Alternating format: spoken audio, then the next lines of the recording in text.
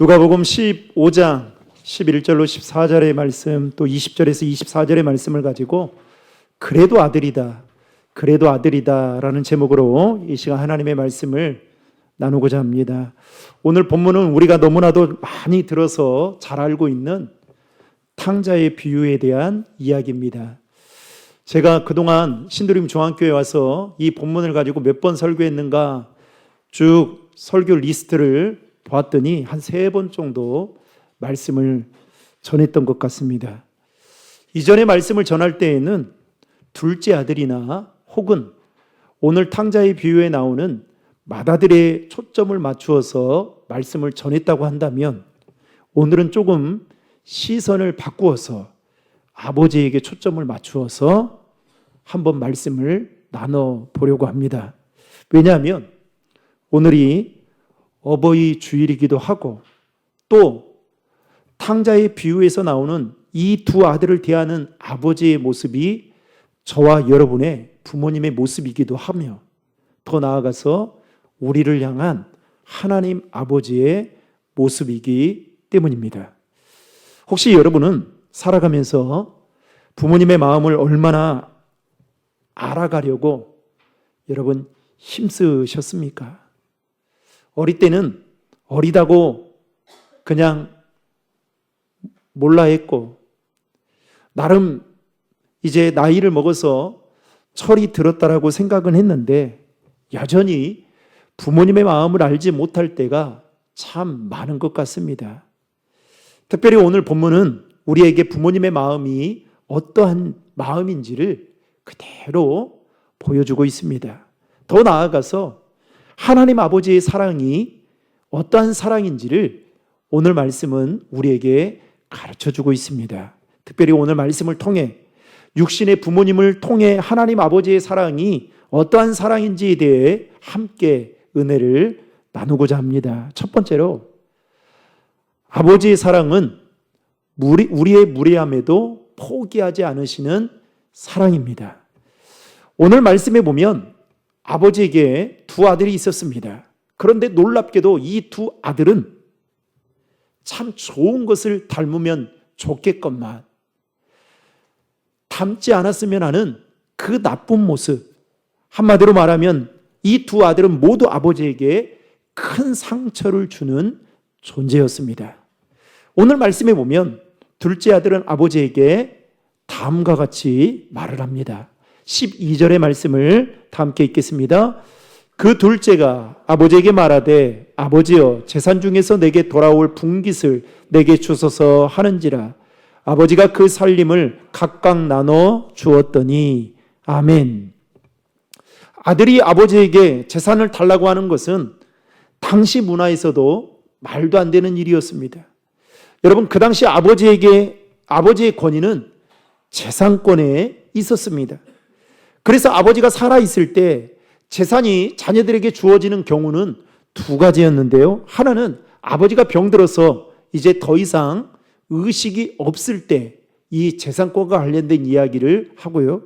또 다른 하나는 아버지가 나이 들어 이제 죽게 될 때쯤 이 재산이 자녀들에게 주어지는 그 이야기를 나누었다고 합니다. 그런데 오늘 본문에 보면 이 아버지는 여러분 심각한 병에 든 것도 아니었고 게다가 죽기 직전의 상황도 아니었습니다. 그런데 둘째 아들이 아버지에게 재산을 달라고 요구하는 것은 여러분 어떤 의미였느냐? 한마디로 말하면 이런 의미였습니다. 아버지, 왜 아직도 안 돌아가십니까? 빨리 죽으셔야 제가 재산을 받지 않습니까? 여러분, 이런 의미였습니다. 얼마나 극단적인 불효의 표현입니까? 이 말을 들었을 때 아버지의 마음이 여러분 어떠했을까요?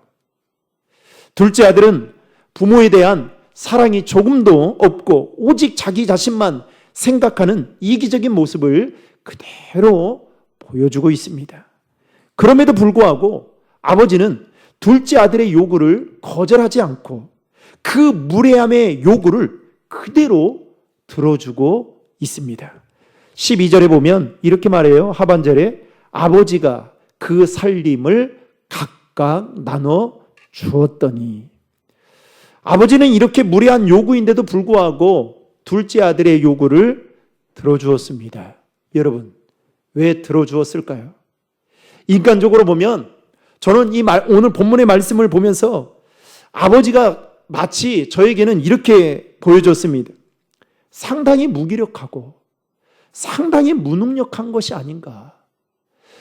아무리 자기가 낳은 아들이라 할지라도 이렇게 불효막심한 이 무리한 요구를 아버지가 들었을 때에 아버지라면 들어주지 않는 게 마땅한 것이 아닌가. 그런데 들어주는 것을 보면 마치 무기력하고 무능력해서 둘째 아들의 요구를 들어주는 것처럼 보여집니다. 그러나 오늘 말씀 전체를 읽다 보면 아버지가 둘째 아들의 요구를 들어줬던 이유는 그를 사랑했기 때문이었습니다. 아버지는 둘째 아들의 무례하고 큰 상처가 되는 요구인 줄을 알면서도 그것을 허락해 주었던 것입니다. 사랑하는 성도 여러분, 이 아버지의 모습을 보며 여러분 무언가 느껴지지 않습니까? 바로 이 아버지의 모습이 저와 여러분을 낳아주시고 길러주신 우리 부모님들의 모습이고, 더 나아가서 우리를 향한 하나님 아버지의 마음인 줄로 여러분 믿으시기 바랍니다. 그런데도 둘째 아들은 부모님의 마음을 전혀 몰랐고 자신이 이렇게 행동함으로 인해서 아버지의 마음이 어떠할지 그는 전혀 생각하지 않았다는 것입니다. 오로지 둘째 아들은 아버지께 받을 그 재산을 가지고 가서 먼 나라로 여행 가서 돈을 쓸 생각밖에 없었고, 그래서 너무 신이 나 놀 생각만 했던 것입니다. 결국 둘째 아들은 그 돈을 받아 흥청망청 놀다 보니 그 많던 재산을 다 탕진하고 말았습니다.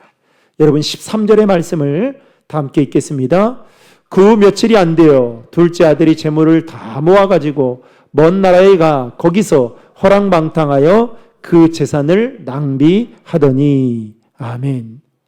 여러분, 아버지의 마음을 알았다면, 아버지가 지금 건강하시고 살아생전에 계시는데 그 재산을 달라고 말하는 것도 정말 안 되는 일이지만, 설령 그 재산을 받았다고 한들 여러분 먼 나라에 가서 허랑방탕하면서 유흥비로 그 돈을 여러분 탕진할 수 있을까요? 그럴 수 없을 겁니다. 어떻게 해서 모은 아버지가 모은 이 돈인데 내가 이것을 잘 모아가지고 나중에 아버지 더 잘 섬기며 살아야겠다, 이런 마음을 갖는 게 여러분 효자의 마음 아니겠습니까? 그런데 이 둘째 아들은 그런 마음이 추워도 없었습니다. 엎친 데 덮친 격으로 그 땅에 흉년이 찾아왔습니다.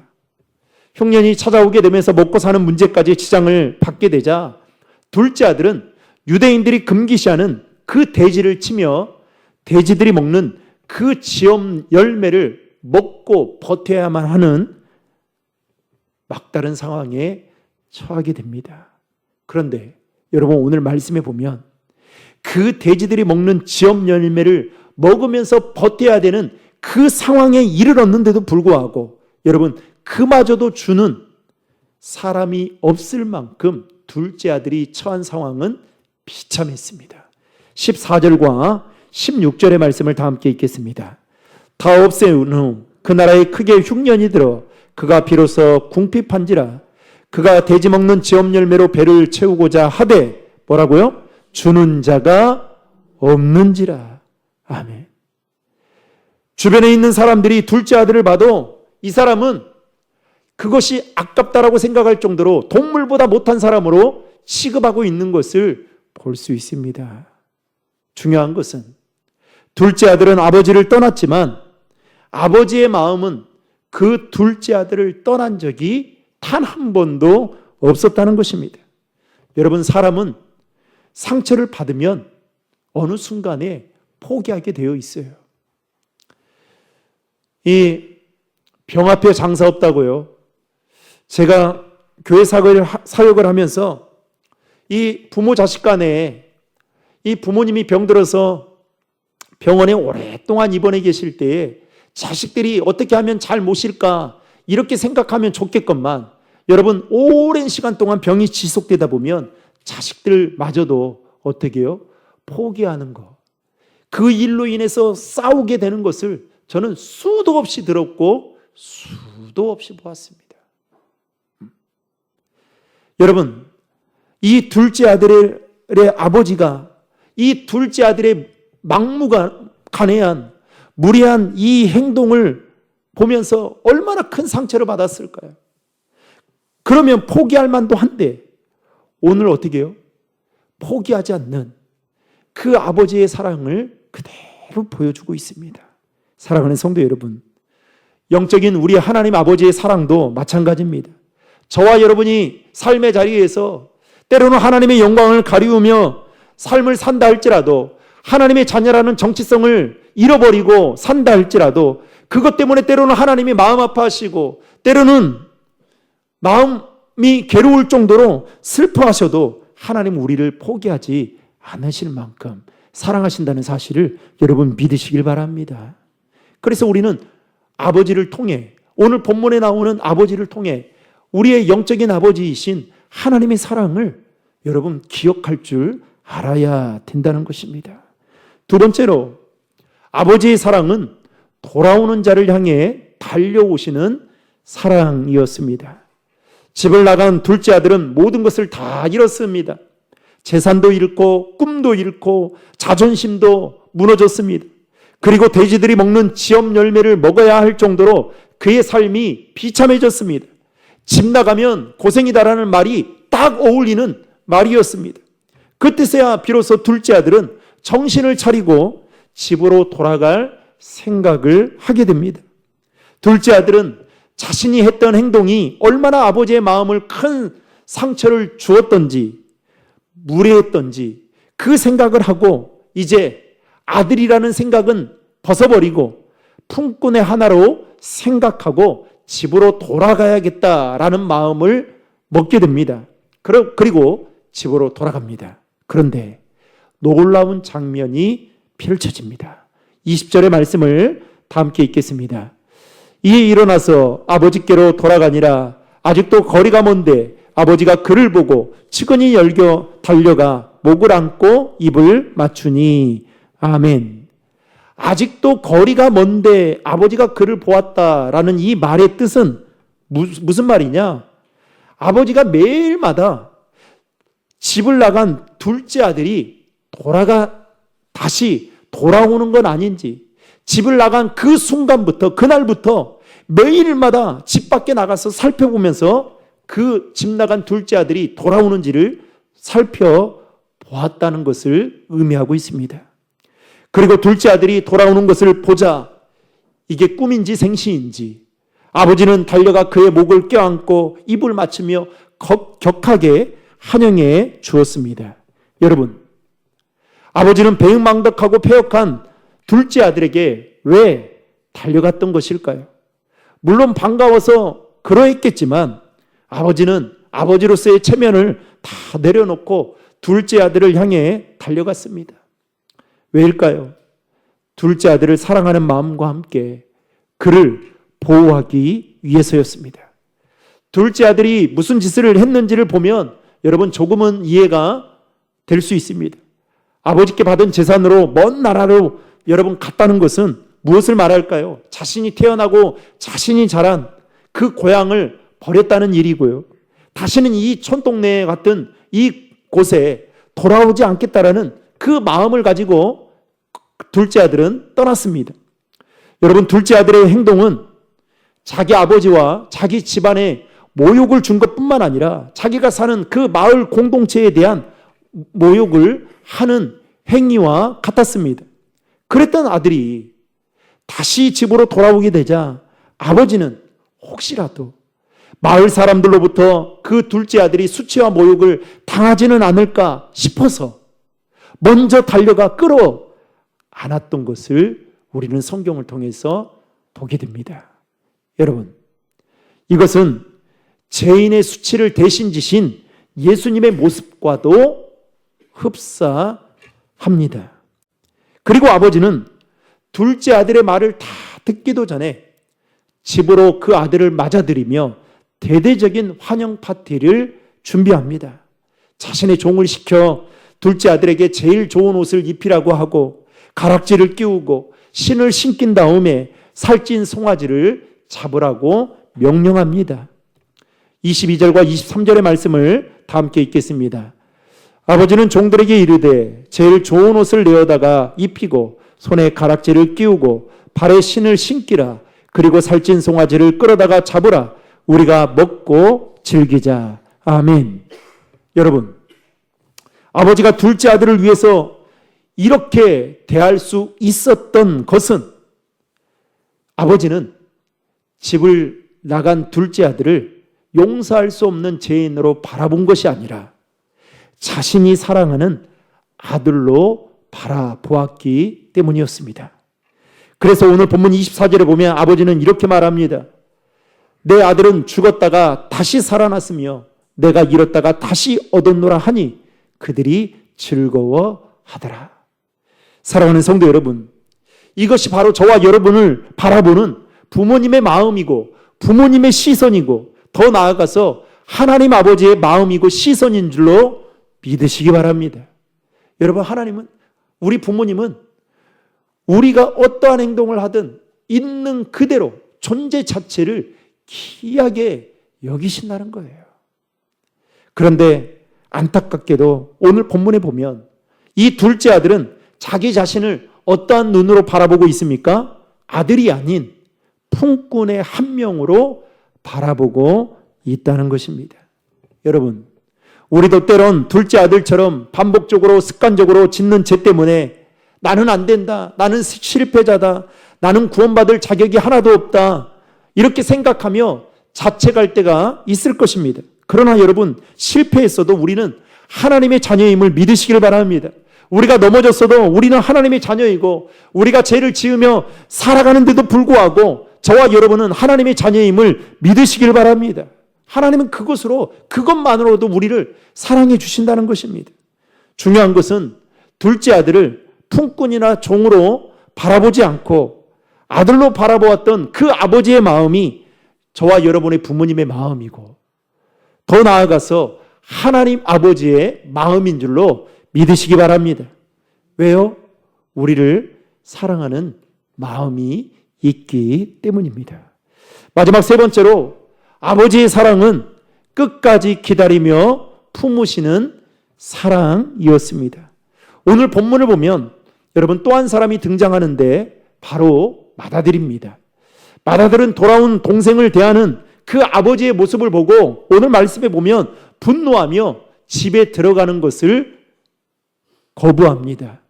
그리고 오늘 본문 12절과 18절과 21절에 보면 그 맏아들은 아버지를 아버지라고 부르지 않습니다. 맏아들은 아버지라는 호칭을 사용하지 않고 그냥 말하는데요. 여러분 29절의 말씀을 다 함께 읽겠습니다. 아버지께 대답하여 이르되 내가 여러 해 아버지를 섬겨 명을 어김이 없거늘 내게는 염소 새끼라도 주어 나와 내 벗으로 즐기게 하신 일이 없더니. 여러분 한글 성경에 보면 아버지라고 말하고 있지만 여러분 영어 성경에 보면 뭐라고 말하고 있냐면 유라는 단어를 사용하고 있습니다. 당신이라는 말로 이 맏아들은 화가 난 나머지 지금 이렇게 부르고 있습니다.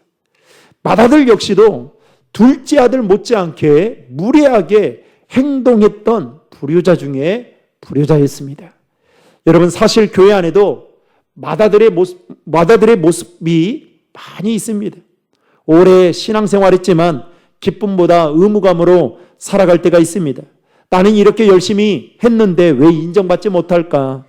이런 마음이 들 때 우리 안에 맏아들의 모습이 그대로 드러날 때가 있습니다. 그런데 이런 맏아들의 행동에 대해 아버지는 어떻게 반응하느냐? 여러분 28절의 말씀을 다 함께 읽겠습니다. 그가 노하여 들어가고자 하지 아니하거늘 아버지가 나와서 권한대. 여러분, 여기서 권한대라는 이 말은 간청하다, 사정하다, 빌다라는 의미로 쉽게 말하면 이런 겁니다. 아버지는 분노하며 집으로 들어가기를 거부하는 맏아들에게 사정을 하며 빌 정도로 집으로 들어오라고 권하고 있는 것을 볼 수 있습니다. 여러분, 아버지가 이렇게까지 구차하고 비굴한 모습을 보일 정도로 하고 있는 것을 보면 서두에서도 말씀드린 바와 같이 이 아버지는 그야말로 무기력하고 무능력하고 굉장히 우유부단한 사람처럼 비춰지고 느껴집니다.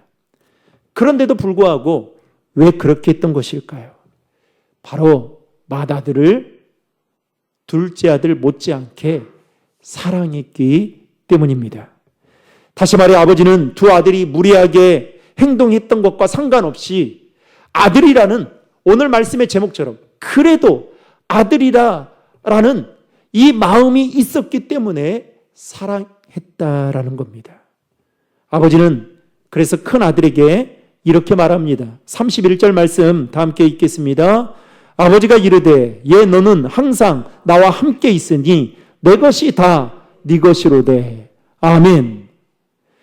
이와 같은 아버지의 마음이 여러분 우리를 향한 부모님의 사랑이고 하나님 아버지의 사랑임을 믿으시길 바랍니다. 야, 너 돌아온 둘째 아들 네 눈에도 보니까 미워 보이지.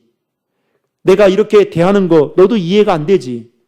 그런데 네가 알지 못하는, 네가 놓치고 있는 한 가지 사실이 있어. 내가 가지고 있는 모든 것 다 네 거야.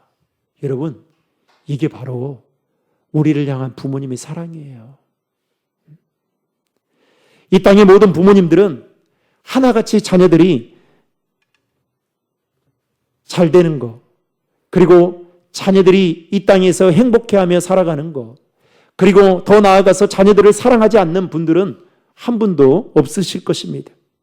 때로는 너무 사랑한 나머지 들어주지 않아도 될 그 무례한 요구를 거절하지 않고 들어줄 때도 있어요. 그리고 포기하지 않고 끝까지 기다려주시고 따뜻하게 품어주시는 그 사랑을 우리에게 보여주십니다. 그때 내가 자식인데도 불구하고 내 옆에 있는 형제가 아버지에게 무례한 것을 대할 때마다 속이 상할 때 있죠. 이해가 되지 않을 때가 있어요. 그런데 여러분, 오늘 본문에 나오는 이러한 아버지의 모습을 통해 우리는 세 가지를 여러분 붙잡아야 됩니다. 첫 번째는 하나님을 오해하지 말아야 됩니다. 다시 말해서 하나님께서 침묵한다고 해서 절대로 우리에게 무관심하는 것이 아니다라는 거예요. 이 둘째 아들이 무례한 요구를 아버지가 들어줬다고 해서 우리를 무관심하는 것이 아니다라는 거예요. 하나님도 마찬가지다라는 겁니다. 중요한 것은 하나님은 지금도 우리를 기다리고 계신다는 겁니다. 두 번째는 하나님의 시선으로 우리 자신을 바라보아야 한다는 겁니다. 여러분, 이 집을 나간 둘째 아들은 삶이 힘들어지자 자신을 아들로 생각하지 않고 품꾼의 하나로 생각했습니다. 어찌 보면 당연한 거죠. 왜요? 자기가 한 행동을 생각하면 그럴 수 있습니다. 그런데 아버지는 그렇게 바라보지 않았다는 겁니다. 그래도 너는 내 아들이다. 여러분, 우리를 바라보는 하나님의 시선이 이와 같음을 믿으시길 바랍니다. 마지막 세 번째는 우리도 아버지처럼 누군가를 기다려줄 수 있는 사람이 되어야 한다는 것입니다. 정죄하는 사람이 아니라 기다려주고 품어주는 사람이 되어야 합니다. 저도 교회 사역을 하다 보니 특별히 여러분, 우리 교회는 한 명이 소중하게 느껴지지 않아요? 그래서 여차여차해서 목사님, 제가 잠시 교회를 잠시 좀 알아보겠습니다. 그러면요, 그날 이후로부터 잠이 안 와요. 솔직히 생각만 하면 소화가 안 됩니다. 내가 뭔 잘못을 했나?